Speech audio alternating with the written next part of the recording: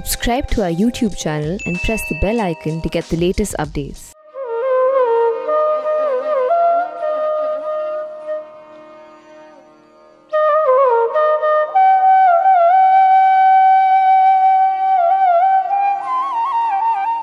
What if I told you that there's a temple town project in Telangana that's costlier, more expensive than the Ram Mandir project in Ayodhya? If the Ram temple entire project in Ayodhya is expected to cost around 1100 crore rupees, a similar project in Telangana is costing the KCR government 1200 crore rupees, and the entire cost is being borne by the state government. This is Yadagiri Gutta, Telangana's most famous religious destination, which has been hosting devotees and tourists over the decades from different states. What used to be rocky roads which were leading to a temple situated on a hill, now the entire temple town has gotten a grand makeover. And this is Chief Minister KCR's pet project and has been one of his top priorities over the last few years, especially in the last 2 years. Despite COVID, lockdown, financial crunch and several other hurdles that the state faced, the Chief Minister had made sure that there's no hindrance to this particular project and the construction work was on. Several review meetings were conducted, and in fact in the last 2-3 years the Chief Minister had personally visited this particular place several times to make sure that the work is on track. The centuries-old Narasimha temple in Telangana's Yadagiri Gutta, also referred to as Yadadri, has been totally redone as a piece of art. This grand affair was Chief Minister KCR's pet project that's costing the state a whopping 1200 crore rupees for a lavish makeover of the entire town, making it one of the most expensive temple town projects in the country.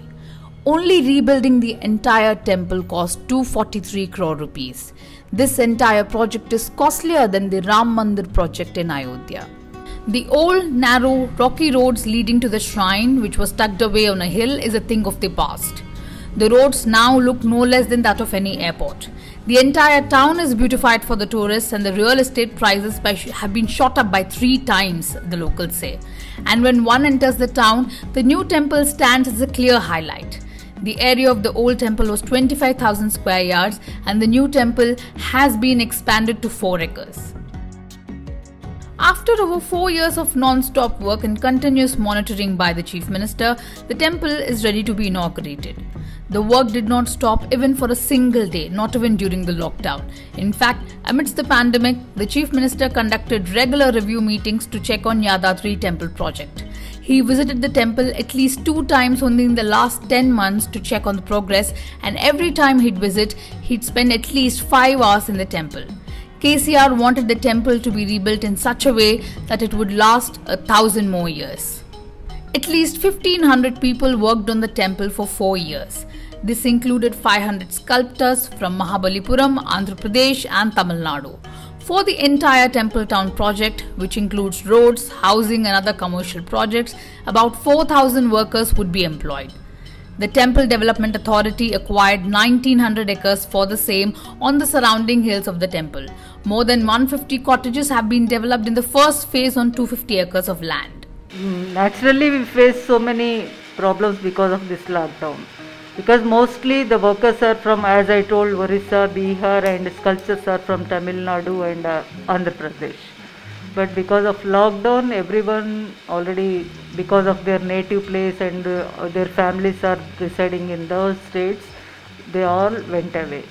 Again, the contractor is supposed to go and bring them after this pandemic or lockdown situation and all those. So it naturally it's affected on the work. Totally it won't stop actually. Some of the workers went away, and this is little bit 3-4% workers remained. So with them, whatever the emergency work or the related work as per the schedule, they are trying to do that. Totally, not even a single day the total work stopped. Chief Minister K. Chandrasekhar Rao had pitched this project in such a way that he wanted the Yadadri temple after the makeover to be on par with the country's most famous temple Tirumala, which is in Andhra Pradesh.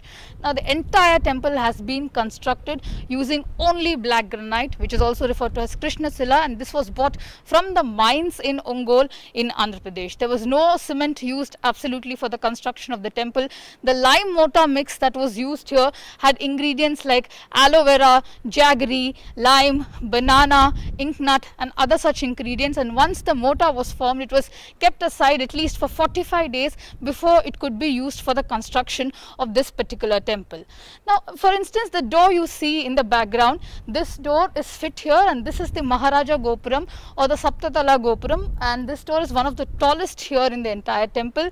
The locals and the sculptors here tell us that when the door was being brought here to be fit in, several locals took out processions, they performed pujas and artis to this particular door before being fit in, and in fact the manufacturer of the company who provided this particular door on a contractual or a tender basis to the temple was so mesmerized when this was being fit in that he offered to the management that he would not charge anything to this particular door.